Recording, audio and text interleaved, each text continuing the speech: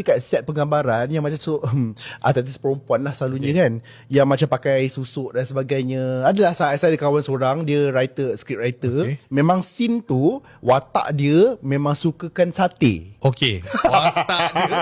Tak, yang artis ni, kau tahu kau pakai susuk. Okey. Yang kau terima. Takkan kau tak tak tahu. baca ke? Takkan tak tahu.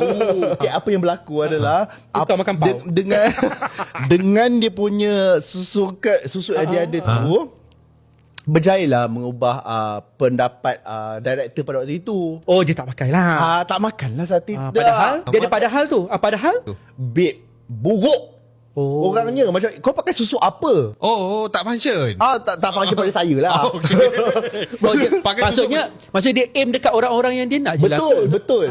Sebab macam kau ice cream writer tu, dia kata macam asal aku tengok dia macam buruk je, macam rugi je duit dia. Mesti ni. Sebab dia aim kan, macam dia pakai tu certain people je akan nampak dia elok. Dan habis daripada set dia macam shoot penggambaran dan benda semua tu, seperti biasa, kalau kita macam penggambar kru-kru apa semua ni, kadang-kadang mereka akan bercerita di set. Okey. Alright.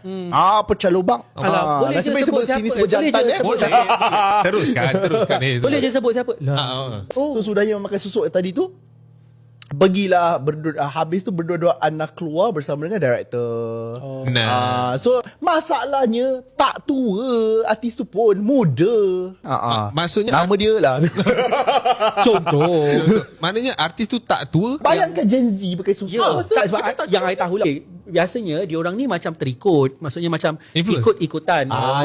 Betul lah tu. Second, dia orang macam dia tahu je dia okey. Maksudnya macam aku tahu je aku okey, tapi aku tetap kena ada kabel. Ya macam kita berborak hari tu, Ashraf kan, kita orang ada berborak hari tu, macam kita orang risau kita orang kena apa-apa dan sebagainya sebab mulut kita orang macam mana pula.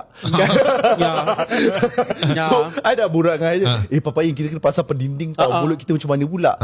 Sebab macam tu lah umpamanya. Kita tahu je, contohlah dia pandai menyanyi kan.